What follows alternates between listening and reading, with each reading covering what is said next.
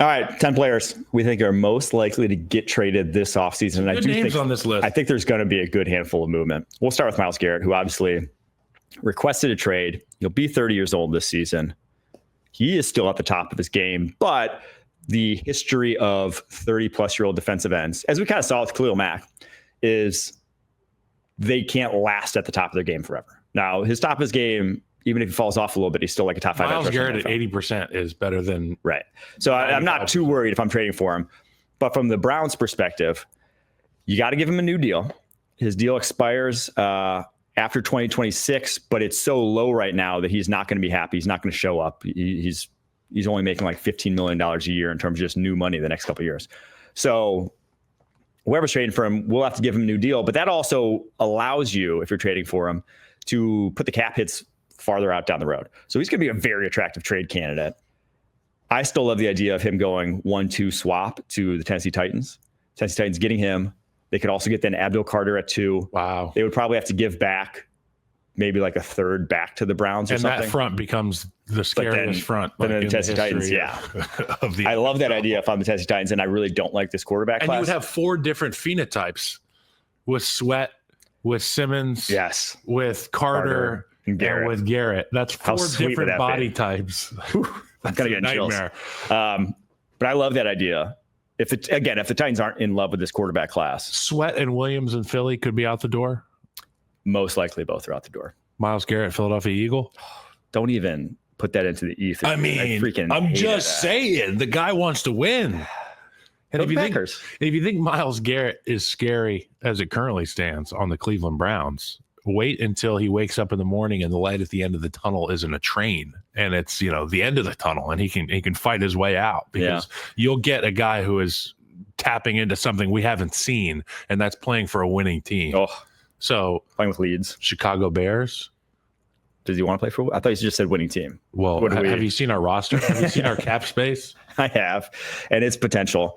And you know how many rushing opportunities he's going to get with Caleb Williams and the Ben Johnson offense? They're going to be up early, big leads, get an opportunity to go rush the passer every time, as opposed to just playing the run all the time in Cleveland. But we've talked about the Browns and their cap situation. It just makes sense. And there's actually other very strong potential trade candidates on this Cleveland Browns roster. All 3 of their cornerbacks, Garrett Newsome, Martin Emerson, Denzel Ward, they all hit free agency after next year. So all 3 are potential trade candidates if they really are looking to reset this cap space and basically try to get picks to make this roster cheaper and better. So Myles Garrett, I think it's ultimately at the end of the day going to happen. All right, Tyreek Hill is the next one. Number 2. Another guy who, on the eve of the season, or is that the eve? On whatever's the end of the season. On the dawn. Dusk? At the dusk of the season. That's the end, right? Yeah, sure. From dawn till dusk, or from dusk till dawn? Dusk. At the dusk of the season. His first thought was, get me the hell out of here. We're so screwed. Yeah, and like in the interview, he was like, I'm out. Yes. And another team almost identical to the Browns in terms of their cap situation, where it's like, yeah, you'd love to have this guy. Yeah, he's very impactful on your roster, but he is also 30 years old. He is on the downside of his career, obviously. He's not getting any better. Guy we saw last year didn't even go for 1,000 yards. And obviously, that was aided by not having quarterback half season. But still, if you can get something back for this guy, get picks in return, get the cap space that would come with trading him. He has 2 years left on his deal, but $28 million cap hit this year, $52 million cap hit next year. You put him back in red? You can put that in the ether, actually. That'd be fun. But I don't know if they have the money to do so, but they have the picks to do so. Yeah, they've got a couple picks. Yeah. They'll be able to do that. Man, oh man, I'm trying to think of what kind of offense I'd love to see Tyreek Hill play in. I mean, I think it'd be sweet if he went to the Steelers. Now, would they? Yeah. If they got Aaron Rodgers and him. He's perfect for Mike Tomlin. He's insane. Aaron Rodgers, Tyreek Hill, George Pickens. Just insanity. That would be incredible to watch. Now, Arthur Smith, I'm not sure would dial it up in the best way, shape, or form, but it could be fun. You don't have to dial much up with those guys. Just go get open. Yeah, there's my dream scenario. I had 2 as Garrett Wilson. Okay. I know that he's had some issues there in New York, and he's voiced his opinions. And we also know that he's a really smooth football player. He's good. He's a really good football player. You can't trade a guy who's 25 years old. He wants out. Or did he just want out in the current administration with the current leadership on offense? I think he just wanted out in the current. I mean, it's hard to say. So can you put those words back in the box? He has he's only 3 years into his career. He has this year, the 5th-year deal that if you are the New York Jets, that's how bad franchises stay bad, is by not putting a culture in place that this guy wants to stay, right? That you're trading away basically as good as you could have done with the 10th overall pick back a couple years ago. It just, I think if you're a new regime there, you're not allowing that guy out the building. You're just not, in my opinion. So obviously, if you're a team that needs a wide receiver, you would be beaten down the door. Yeah. Especially in this class, you'd give up a first rounder for a guy like that, I think. Someone like maybe not the Pats because they're drafted so highly, but maybe like Packers. Oh, yeah. I mean, the Packers would probably give up a first for a guy like Garrett Wilson with the way their wide receiver core is going. So I don't think it's happening. I'll just say I don't think he's moving, but there would be interest. There would be a lot of interest. All right, my next one, Derek Carr. He's getting traded. There's just the Saints can't. There's just no reason to. You got to build back. They got to cut some fat. Cut some fat. It doesn't save you a ton to trade him in terms of cap space, but enough that it's worth not having him on your roster. Obviously, last year, I thought he was actually solid last year. I mean, he's better than, I would rather have him than Darnold if we're doing player versus player now in who's the best quarterback that's potentially available. I mean, I'd probably rather have Aaron Rodgers, but Aaron Rodgers isn't going to be for everybody. Derek Carr could at least be, you could see it. And the team that I think makes sense, I don't know if there's any interest, the Jets. If you're just looking at how did the Detroit Lions go about their business and do it, it was a very similar player to Carr and Jared Goff. Now I think Goff's a little bit better, but like go bring in a vet, stabilize it, start making good decisions. That's the hard part. Yes. Oh yeah. Don't get twisted. That is. Start making good decisions, just matter of factly. But I think there will be interest in Derek Carr, and the interest will not be from New Orleans. Now, the problem is $50 million base salary in 2026. It would probably have to rework his deal because you're not going to pay him $50 million in 2026. But 2025, it'd be only $30 million for you. Very doable if you're a team in need of a quarterback. So I think he's very likely to be on the move. Won't cost a ton. This next one on the list is exciting to me. Next one's DK Metcalf. One, because just last year, there was we talked about during the season, him and Geno Smith were on different pages a lot, and it resulted in some very bad plays at crucial moments of games. He only has 1 year left on his deal, $32 million cap hit. It would give them some cap relief. He's 28 years old. He'd be in demand. That was kind of the same time that Tyreek got traded. Second contract, he's a few years in. Right before his deal is about to end, we'll trade him, get a bunch in return because you can get a lot for DK Metcalf. I don't know about a first at his age, but you definitely get a second. Where would you want to see a guy like DK Metcalf end up? That's a good question. It would be really cool. And Who do you want throwing him the football? I think the Texans would be sweet because obviously their receiving core now is just Nico Collins. A couple avatars out there with Nico Collins. But that's the thing. Nico Collins and DK Metcalf, you roll up to that receiving core and you have, say, a 5'10" corner. Shit your pants all day. Good luck, dude. You got a 5'10", 185-pound corner. You're right. You're getting your ass kicked. I just remember the ball that Nico Collins had across the middle against the Chicago Bears this year where he caught it, broke two tackles, and split the safeties for the touchdown. And I was like, there isn't supposed to be guys like that on the field. You put two of those guys on the same field, you're having nightmares every single week. And why I think Metcalf is very likely to get traded is because of what I mentioned earlier. There's no free agents at the wide receiver position. So if everyone wants a wide receiver, and it's like an okay draft class, but not one where like last year where you're in the first round, you're like, I'm in the first round, I have a starting wide receiver. That's not the case this year. If you're in the first round, you probably have to be in the top 12 to know you have a starting wide receiver in this class. So DK Metcalf, you trade for DK Metcalf, you know you have a starting wide receiver. It's going to cost you, but he's a guy that if the Seahawks want to move from him, they can get a lot in return. You said he's got a year or two left on his deal. Mm-hmm. So the new team will be inheriting a guy who's going to be playing for a contract. In addition to that, he's going to have a new set of sights, sounds, people, places, things. That's always good for a player, I think, especially someone who's been in one spot like Seattle. So DK Metcalf will be an explosive option for somebody. You mentioned Houston. I love that. All right, next one, Trey Hendrickson. Obviously, he was unhappy with his cap situation last year. Guy should be paid whatever.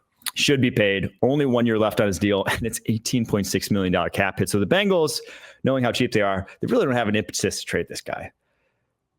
He's 31 years old. Like, they are going to do whatever, but he may pull a...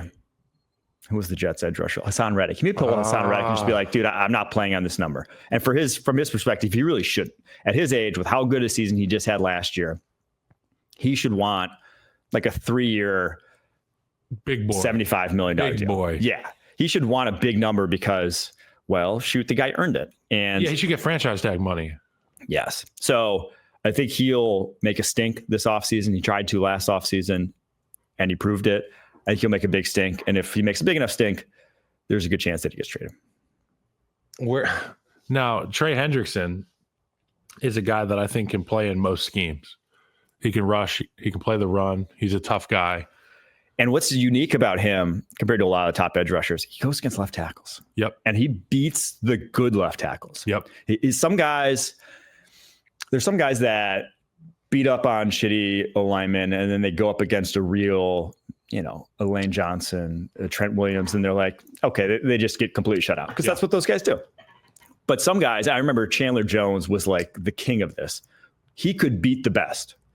He had a unusual move set that worked against some of the best guys because you just didn't see guys with 35-inch arms that used him the way he did. And with Trey Hendrickson, he just has he has one or two moves that he has some unique moves that you just can't game plan for. What do they say? Fear not the man who practices 1,000 kicks, but fear the man who practices one kick 1,000 times. That's Trey Hendrickson. That's his rip to the edge. How he's going to get home. He's going to get on your body with two hands, sink the rip into you, and you're going to run the hoop. Oof. And he's strong as shit.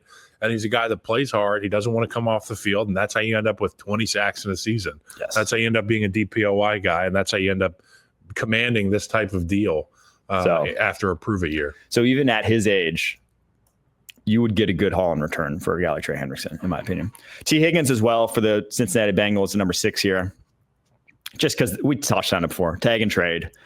Potentially, I don't think they want to lose him.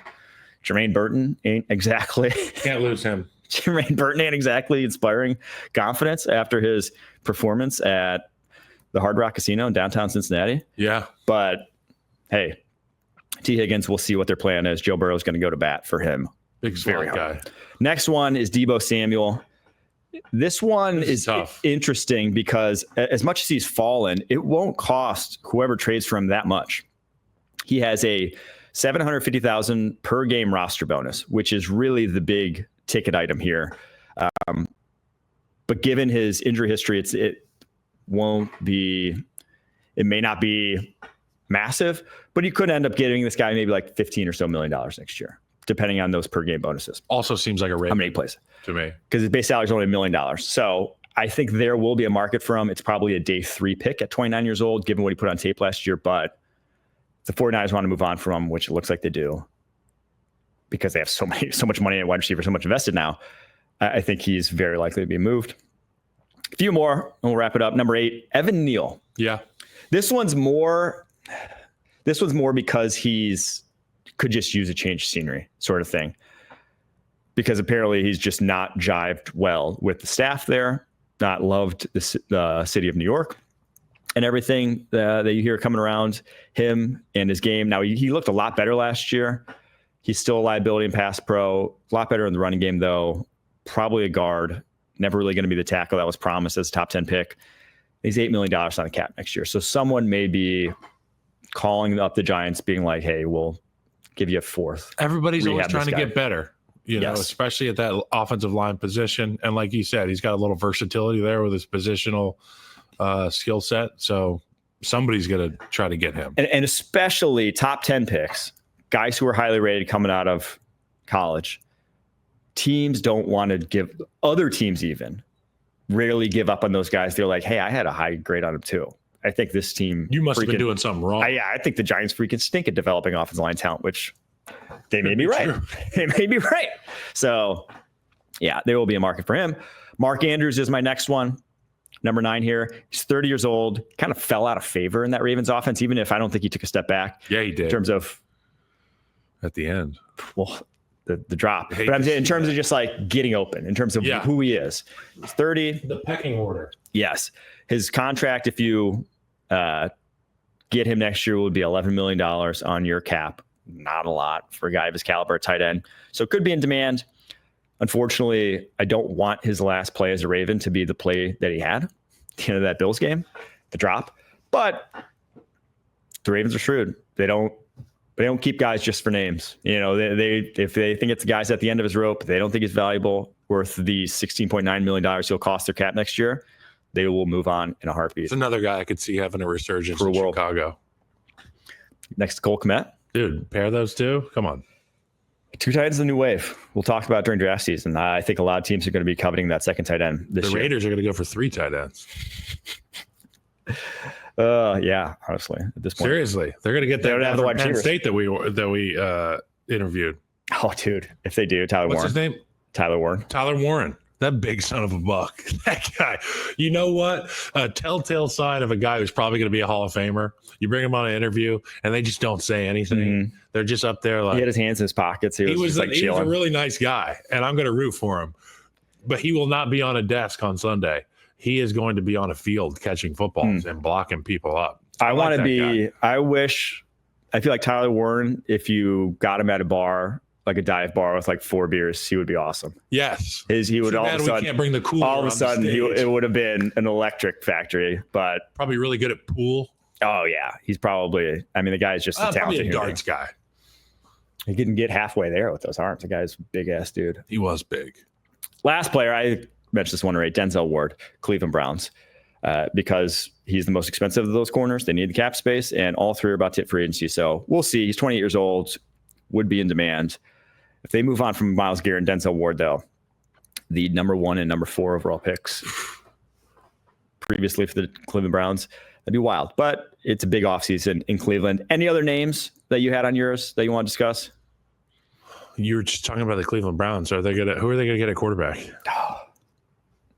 Derek Carr.